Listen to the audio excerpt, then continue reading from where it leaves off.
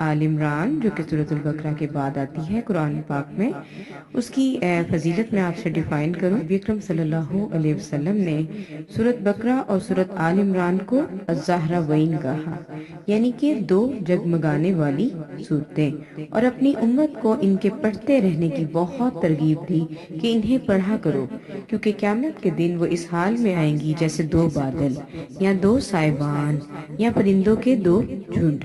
وہ اپنے پڑھنے والوں کی طرف سے اللہ تعالیٰ سے اس کی مغفرت کے لیے جھگڑا کریں گی۔ ٹھیک ہے، الحمدللہ سٹارٹ کرتے ہیں۔ سورۃ آل عمران کی فضیلت آپ کو بتائی ہے، اور اب میں آپ کو اس کے کچھ اہم نکات بتاؤں گی جو اس میں بہت زیادہ اہم نکتے ہیں۔ دیکھیں کہ قرآن فرقان ہے۔ الف لام میم اللہ لا الہ الا هو الحی القیوم۔ الف لام میم جو ہے وہ حروف مقطعات ہے، اور پھر شرک کی تردید ہو رہی ہے کہ اللہ ہی اللہ ہے، نہیں کوئی الہ مگر وہ زندہ رہنے والی ہستی اور وہ قائم رہنے والی ہستی۔ اب دیکھیں آیت نمبر 4 میں اللہ تعالیٰ فرما رہے ہیں من قبل ہدی للناس وانزل الفرقان۔ قرآن مجید فرقان کیسے ہے ہم یہ دیکھتے ہیں یہاں پہ۔ دیکھیں حق اور باطل کو جدا کرنے والی کتاب، جو بالکل سچی کتاب ہے۔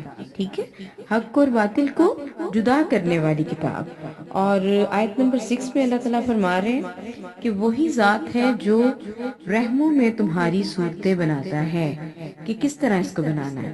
اب آپ یہاں پہ یہ دیکھیں کہ دنیا میں اربوں کروڑوں انسان ہیں، کسی کی بھی شکل آپس میں ایک جیسی نہیں ہے۔ اللہ تعالیٰ کی مرضی کہ دیکھیں اللہ تعالیٰ نے فیچرز میں ڈیفرنس رکھا ہوا ہے، اللہ نے رنگ میں ڈیفرنس رکھا ہوا ہے، اللہ نے قد و قامت میں ڈیفرنس رکھا ہوا ہے۔ یہ اللہ کی مہربانی ہی تو ہے، یہی تو ہے وہ الہ، اللہ لا الہ الا هو الحی القیوم۔ اللہ وہ الہ کہ نہیں کوئی الہ مگر وہ زندہ بھی اور وہ قائم رہنے والا بھی۔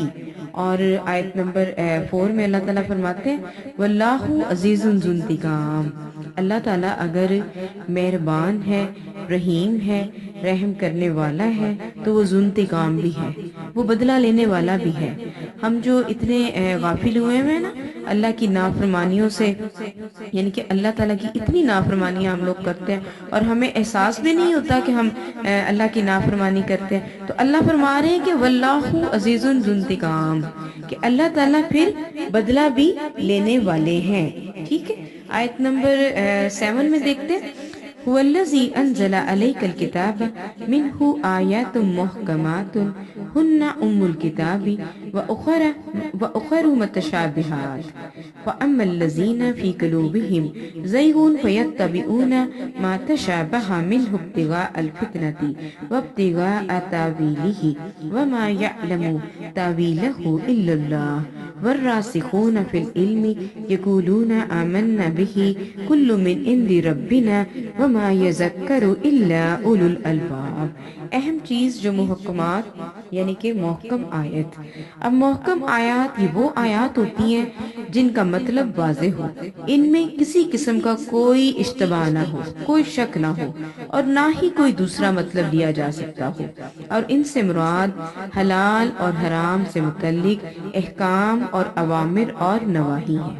ٹھیک ہے، یہ ہیں محکم آیات جن کے مفہوم، جن کے مطالب آسانی سے سمجھ آ جائیں۔ ٹھیک ہے، اس کے علاوہ متشابہات یہ وہ آیات ہوتی ہیں جن کا مفہوم انسانی ذہن کی دسترس سے بالا تر ہوتا ہے۔ فار ایگزامپل یہاں پہ دیکھیں کہ جیسے قضاء و قدر، اللہ تعالیٰ کی ہستی کے بارے میں ہم لوگ نہیں جانتے کہ وہ کیسی ہے، ٹھیک ہے، اور جنت اور دوزخ ہے، ملائکہ ہے، تو انسانی عقل جو ہے یہ ان چیزوں کو سمجھنے میں قاصر ہوتی ہے۔ ٹھیک ہے، اب یہاں پہ یہ دیکھیں، بتانے کا مقصد یہ کہ جو صحیح العقیدہ لوگ ہوتے ہیں نا وہ محکمات پر عمل کرتے ہیں، لیکن جو اہل بدعت ہیں، جو کوئی بھی کام دین میں جو ہے وہ ثواب کی نیت سے یا زیادہ نیکیاں کمانے کی غرض سے دین میں خود سے جو ہے وہ کرنے لگ جاتے ہیں، اور وہ کام نبی اکرم صلی اللہ علیہ وسلم سے ثابت نہیں ہوتا۔ ٹھیک ہے، نبی اکرم صلی اللہ علیہ وسلم نے وہ کام نہیں کیا ہوتا، اور ہم لوگ جو ہیں وہ خیر اور ثواب کی نیت سے خود پر فرض کر لیں یا ان کو کرنا شروع کر دیں، تو اس کو بدعت کہتے ہیں۔ نبی اکرم صلی اللہ علیہ وسلم کی ایک حدیث ہے کہ قیامت کے دن جو ہے وہ لوگ جو ہے وہ نبی اکرم صلی اللہ علیہ وسلم کے پاس حشر کے دن لائے جائیں گے اور ان کو نبی اکرم صلی اللہ علیہ وسلم حوض کوثر سے محروم کر دیں گے. ٹھیک ہے, تو نبی اکرم صلی اللہ علیہ وسلم کہیں گے کہ یہ اللہ تعالیٰ یہ تو میرے بندے ہیں اور یہ میری امت ہے. تو اللہ فرمائیں گے یہ وہ لوگ ہیں جنہوں نے تمہارے بعد دین میں نئی چیزیں نکال لی تھی. ٹھیک ہے, اب یہاں پہ یہ دیکھیں بات کرنے کا مقصد یہ ہے کہ بہت سارے ایسے لوگ ہوتے ہیں جو متشابہات کو بیس بنا کر فتنوں میں پڑ جاتے ہیں. ٹھیک ہے, محکمات کو یعنی کہ محکم آیات کی بجائے متشابہات کے پیچھے پڑ جائیں. ٹھیک, اس کی مثال میں آپ کو ایسے دوں گی جیسے کہ فور ایگزامپل عیسائی ہیں. اب قرآن مجید میں اللہ تعالیٰ نے فرمایا حضرت عیسیٰ علیہ السلام کے متعلق کہ وہ عبداللہ ہیں. ٹھیک ہے, اور نبی ہیں. یہ واضح اور محکم بات ہے. لیکن عیسائی اسے چھوڑ کر اور قرآن مجید میں اللہ تعالیٰ نے یہ بھی فرمایا کہ حضرت عیسیٰ علیہ السلام جو ہے وہ روح اللہ ہیں اور کلمت اللہ ہیں.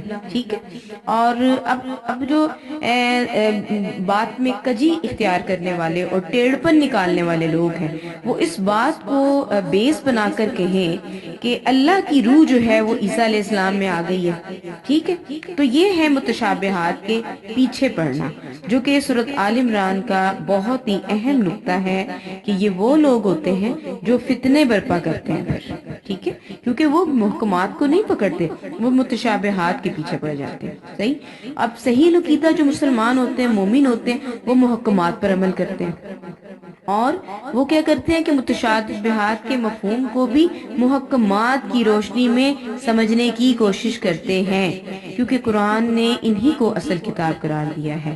جب انسان ایسے کرتا ہے تو پھر وہ فتنے سے بھی محفوظ رہتا ہے اور عقائد کی گمراہی سے بھی. لیکن اگر ہم کہیں کہ نہیں ہم متشابہات کو بیس بنا لیتے ہیں تو پھر بہت سارے فتنے جو ہیں وہ جنم لیتے ہیں. ٹھیک ہے, تو یہ ہے محکمات اور متشابہات جو سورۃ آل عمران میں بیان کیا گیا. یہ بہت زیادہ اہم ایشو ہے کہ محکم وہ آیات جن کے متعلق مفہوم آسانی سے سمجھ آ جائیں اور متشابہات وہ جن کو آسانی سے نہ سمجھا جا سکے. ٹھیک ہے, اب آگے دیکھیں بہت اہم آیت ہے ان الدین عند اللہ الاسلام, کہ اللہ کے نزدیک دین اسلام ہے. دین سے مراد ایسا نظام زندگی یا ضابطہ حیات جسے انسان اس دنیا کے لیے اور دنیا و آخرت دونوں کے لیے بہتر سمجھ کر اختیار کرتا ہے. دیکھیں نا دنیا میں کتنے ادیان ہیں, یہودیت ہے, نصرانیت ہے, دہریت ہے, بدھ مت ہے, سکھ مت ہے, اسلام ہے, کمیونزم ہے, سوشلزم ہے, جمہوریت ہے.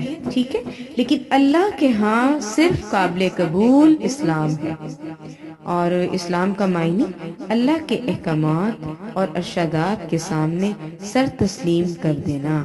ٹھیک ہے, اور خود کو اللہ کا مطیع بنا لینا. اور صرف اسلام ہی ایسا دین ہے جو دنیاوی فلاح اور اخروی نجات کا ضامن ہے. ٹھیک ہے, یہ بہت اہم پوائنٹ تھا جو میں نے آپ کو بتایا. اس کے علاوہ جو ہے دیکھیں یہاں پر بات ہو رہی ہے لن تنالوا البر حتى تنفقوا مما تحبون. اللہ تعالیٰ فرما رہے ہیں ہرگز تمہاری بھلائی نہیں پہنچ سکتی مجھ تک یہاں تک کہ تم وہ چیز خرچ کرو جس سے تم سب سے زیادہ محبت رکھتے ہو. دیکھیں ہم اللہ کی راہ میں وہ چیزیں دیتے ہیں جو یوز لیس ہوتی ہیں, جو ہمارے کسی کام کی نہیں ہوتی, اور ہم کہتے ہیں کہ چلو ثواب کمائیں. اور اللہ فرما رہے ہیں کہ تمہاری نیکی تب تک مجھ تک نہیں پہنچے گی جب تک تم اپنی پسندیدہ چیز کو پسند کرو, جو تم خود کے لیے لائک کرتے ہو وہی دوسروں کو دو اور وہی اللہ کی راہ میں خرچ کرو. اب دیکھیں میں یہاں پہ آپ سے بیان کروں گی کہ سیدنا ابو طلحہ رضی اللہ تعالیٰ عنہ ان کے پاس بہت زیادہ باغ تھے, لیکن بیرہا کا باغ ان کو بہت زیادہ محبوب تھا اور یہ مسجد نبوی کے سامنے تھا. آپ صلی اللہ علیہ وسلم اس باغ میں جایا کرتے تھے اور وہاں عمدہ اور شیریں پانی پیتے. جب یہ آیت نازل ہوئی تو ابو طلحہ نے رسول اکرم صلی اللہ علیہ وسلم سے عرض کیا میری کل جائیداد سے بیرہا کا باغ مجھے بہت پیارا ہے, میں اس باغ کو اللہ کی راہ میں صدقہ کرتا ہوں اور اس سے ثواب اور اللہ کے ہاں ذخیرے کی امید رکھتا ہوں. ٹھیک ہے, تو یہاں پہ بات دیکھیں، یہی سبق ہے ہم لوگوں کے لیے کہ ہم اللہ کی راہ میں پسندیدہ چیز جو ہے وہ خرچ کریں۔ دیکھیں پھر اللہ نے جو اجر دینا وہ ہم سب کو معلوم ہے کہ 70 گنا، 700 گنا، 100 گنا، کتنا تو جو اجر وہاں پہ ملنا ہے دنیا میں تو وہ اجر مل ہی نہیں سکتا۔ ٹھیک ہے، الحمدللہ اسی کے ساتھ اہم پوائنٹ جو ہے ہمارے کمپلیٹ ہوئے۔ اللہ تعالیٰ واقعی آپ کو، مجھے، ہم سب کو باعمل بنائے، صرف باتیں کرنے والا نہ بنائے بلکہ عمل کرنے والا بھی بنائے۔